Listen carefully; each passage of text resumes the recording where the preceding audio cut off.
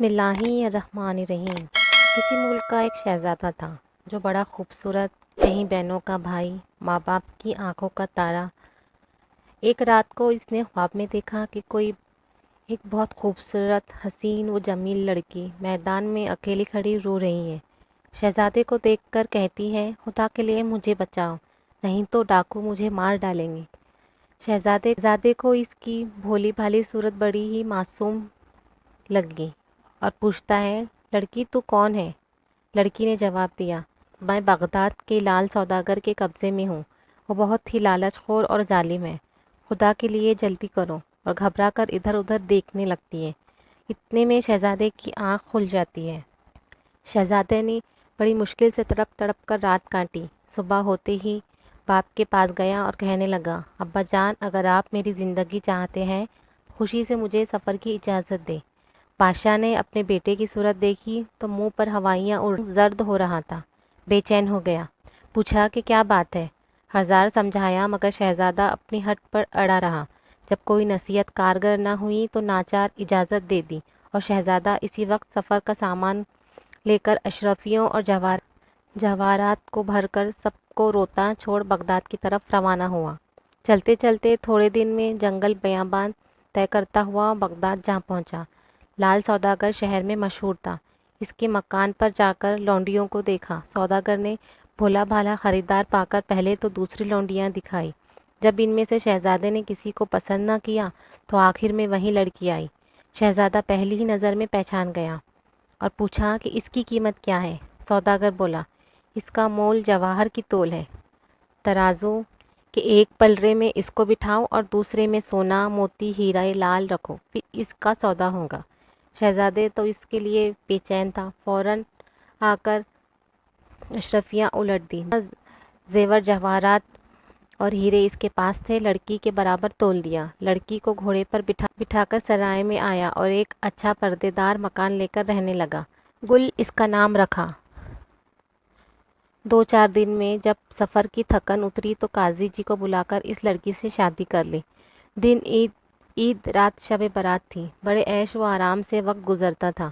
یہاں کوئی آمدنی تو تھی نہیں، خرچ ہی خرچ تھا۔ چند روز میں جو کچھ بچا کچا روپیہ پیسہ تھا اٹھ گیا۔ شہزادہ اداس رہنے لگا۔ اب کیا ہوگا؟ نہ گھر جا سکتا ہے، نہ پردیس میں رہنے کا کوئی سہارا، کرے تو کیا کرے؟ ایک دن اسی سوچ میں چپ گردن جھکائے بیٹھا تھا کہ گل نے پوچھا، میں دیکھتی ہوں کہ تم کچھ پریشان ہو۔ شہزادہ کہنے لگا، ہاں گل، پریشان نہ ہو تو کیا کروں؟ پیسہ پاس نہیں رہا، وطن تک پہنچنا بھی نہیں ہو سکتا۔ گل کہنے لگی، بس روپیوں کی کمی کی فکر ہے، آج ہی بازار جاؤ، ریشم کی لچھیاں، ملمہ کے تار اور تھوڑے سے چھوٹے موتی لے آؤ، خدا کی مہربانی سے مجھے ایک ایسا ہنر سینکڑوں روپیے آ جائیں گے۔ شہزادہ اسی وقت بازار گیا اور گوہر نے جو چیزیں منگائی تھی خرید کر لا دیے۔ دوسرے دن گوہر نے 2 گلدستے بنا کر شہزادے کو دیے اور کہا، بازار جا کر انہیں بیچ لاؤ، لیکن 10-10 روپیے سے کم میں نہ دینا۔ شہزادہ گلدستوں کو لے کر چونک گیا۔ ہر شخص ان کا گاہک تھا، ذرا سی دیر میں ہاتھوں ہاتھ بک گئے اور منہ مانگے دام ملے۔ اب یہ دستور ہو گیا کہ صبح سے شام تک گوہر کبھی 2 کبھی 3 گلدستے تیار کر لیتی اور شہزادہ دم کے دم انہیں بیچ لاتا۔ بڑی بے فکری اور فراغت سے بسر ہونے لگی۔ یوں تو ان گلدستوں کے خریدار شہر کے چھوٹے بڑے سب ہی تھے، جو دیکھتا وہ خرید لیتا، مگر ایک سوداگر بچہ سب سے زیادہ قدردان تھا۔ ایک گلدستہ بلا ناگہ وہ خریدتا اور گھنٹوں اس کی بناوٹ دیکھا کرتا۔ اس سوداگر بچے کے پاس بہت دولت تھی، باپ اسے چھوٹا سا چھوڑ کر مر گیا تھا۔ ایک بڑھیا ماں کے سوا نہ کوئی بہن تھی اور نہ کوئی بھائی۔ ماں اسے روز نیا گلدستہ لاتے دیکھتی اور یہ بھی دیکھتی کہ یہ ان گلدستوں ہی میں مگن رہتا ہے۔ ایک دن بڑھیا نے پوچھا، بیٹا، یہ کیسے گلدستے ہیں جنہیں تم ہر وقت دیکھا کرتے ہو؟ سوداگر بچے نے کہا، اماں، میں یہ سوچتا ہوں کہ جس نے ایسے خوبصورت گلدستے بنائے ہیں وہ خود کیسی خوبصورت ہوں گی۔ ماں کہنے لگی، میاں ہوش کے بنو، کچھ دل چل گیا ہے کیا؟ آگ لگاؤ ان گلدستوں کو۔ بیٹا کہنے لگا، آپ جو چاہیں کہیے، میں تو ان گلدستوں میں پھنس گیا ہوں، جب تک گلدستے بنانے والی سے شادی نہ کروں گا چین نہیں آئے گا۔ ماں کہنے لگی، ارے نادان، کیوں اپنی جان کا دشمن ہوا ہے؟ اول تو کون جانتا ہے کہ گلدستے بنانے والا مرد ہے یا عورت؟ پھر عورت ہے تو بڑھیا ہے یا جوان، بس شکل ہے یا خوبصورت؟ بڑھیا جتنا بھی سمجھاتی تھی بیٹا اتنا ہی ضد کرتا تھا۔ آخر مجبور ہو کر اس نے کہا، اچھا اگر تو نے یہی ٹھان لی ہے اور تیرے نصیب میں یہی لکھا ہے تو خیر، کل میں بھی تیرے ساتھ بازار چلوں گی۔ گلدستے والے کو مجھے دور سے دکھا دینا، میں معلوم تو کروں کہ وہ کون ہے اور یہ گلدستہ کس کے ہاتھ کے بنے ہوئے ہوتے ہیں۔ چنانچہ ماں بیٹے دونوں شام کو بازار چلے گئے۔ شہزادہ گلدستہ لے کر آیا۔ سوداگر بچے نے گلدستے خریدے اور جب شہزادہ گھر جانے لگا تو بڑھیا اس کے پیچھے پیچھے چلی گئی۔ شہزادہ اپنے مکان کے اندر گیا۔ بڑھیا بھی ہاپتی کانپتی جہاں پہنچی۔ مغرب کا وقت تھا۔ لڑکی شہزادے کا انتظار کر رہی تھی۔ بڑھیا گڑ گڑا کر کہنے لگی، بیٹی واری جاؤ، کچھ حرج نہ ہو تو ذرا کی ذرا نماز پڑھ لو، بہت دیر ہو گئی ہے اور نماز کا وقت نکلا جاتا ہے۔ لڑکی نے جلدی سے لوٹا پانی کا بھر دیا، جا نماز بچھا دی اور بولی، بڑی بھی خدا کی نماز کو کون منع کر سکتا ہے، شوق سے پڑھیے۔ ہاں۔ بڑھیا نے جھوٹ موٹ کی نماز پڑھی اور گھر میں چاروں طرف دیکھا کہ اس لڑکی کے سوا دوسری کوئی عورت تو نہیں ہے۔ پھر لکڑی ٹیک کر کھڑی ہوئی اور کہا، بیٹی اتنے بڑے گھر میں تم اکیلی رہتی ہو، تمہارا جی نہیں گھبراتا؟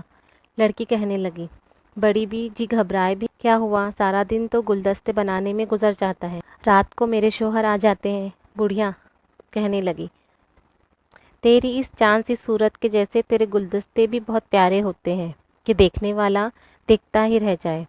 اچھا بیٹی، اب میں چلتی ہوں۔ لڑکی کہنے لگی، کبھی ادھر آنا ہوا تو میرے گھر ضرور آئیے گا۔ بڑھیا نے کہا، ہاں ضرور آ جایا کروں گی۔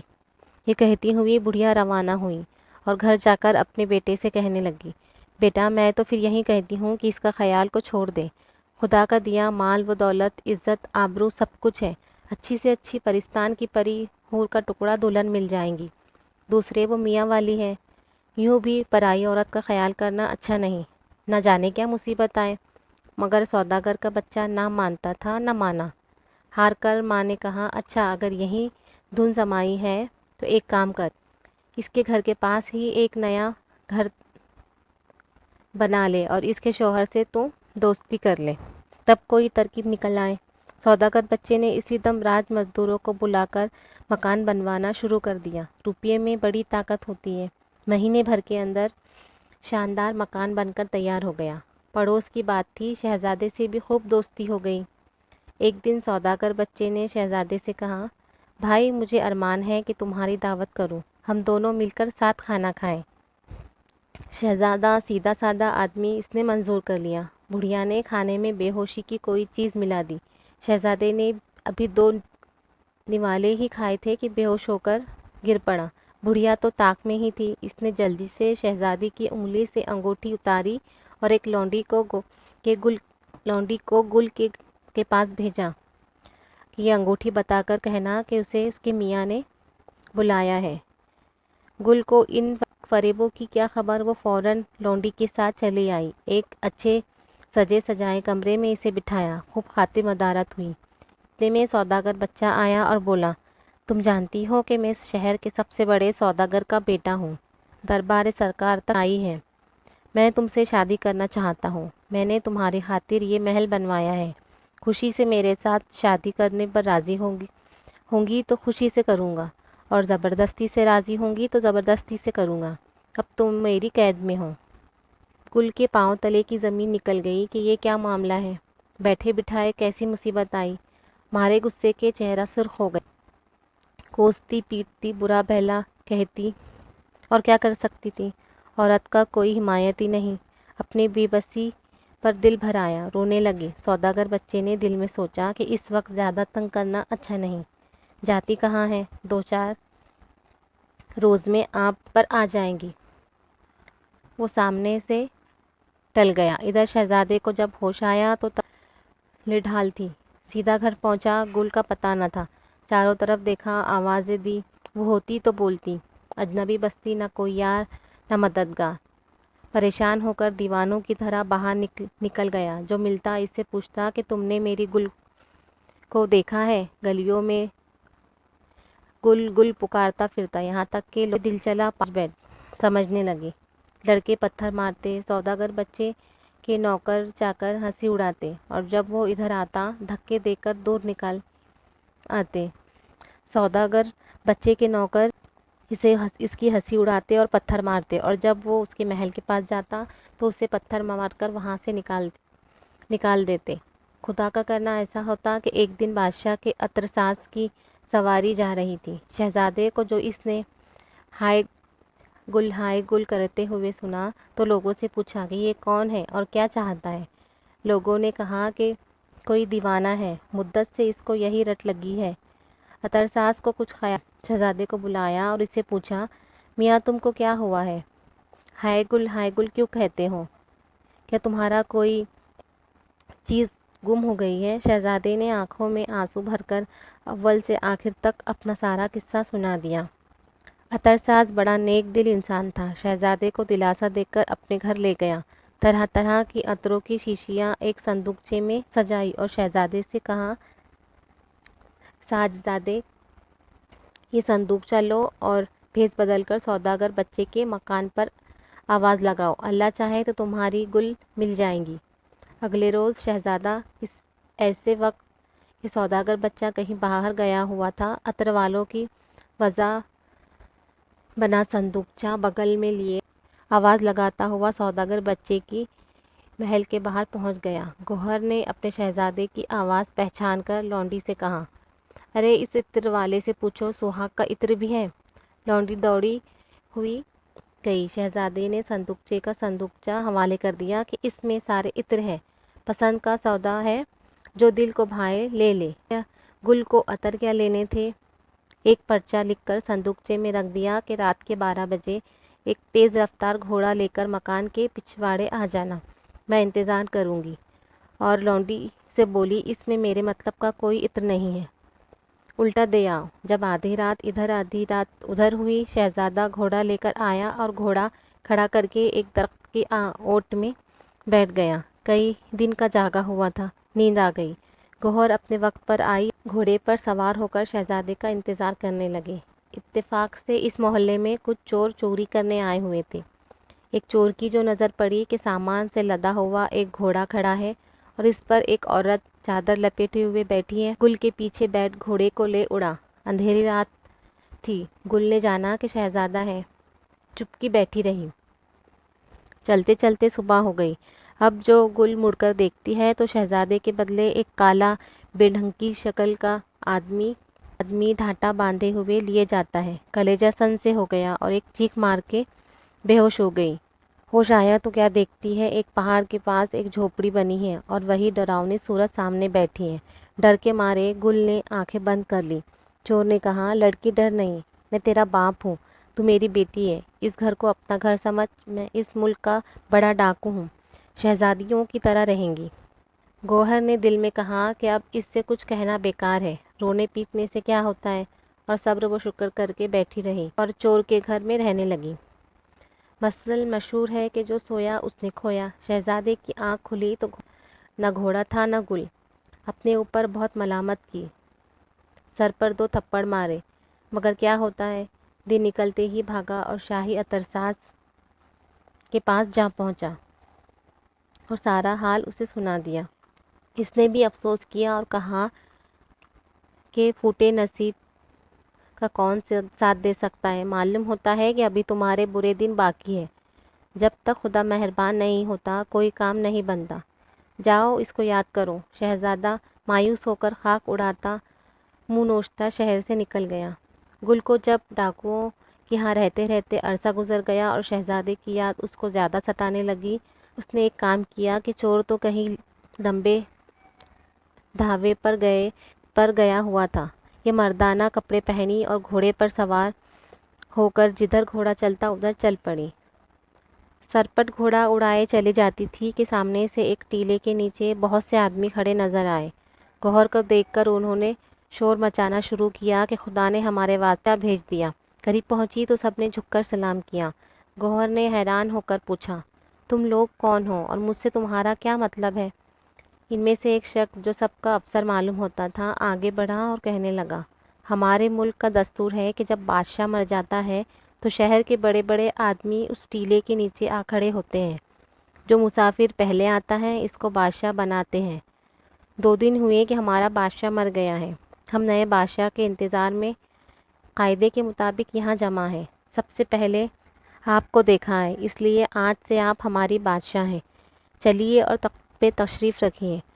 گل بولی، میں تو عورت ذات ہوں۔ بوڑھے افسر نے جو وزیر تھا جواب دیا، کوئی بات نہیں، پہلے بھی یہاں کہیں عورتیں بادشاہت کر چکی ہیں، آپ نقاب ڈال کر سلطنت کا کام کریں۔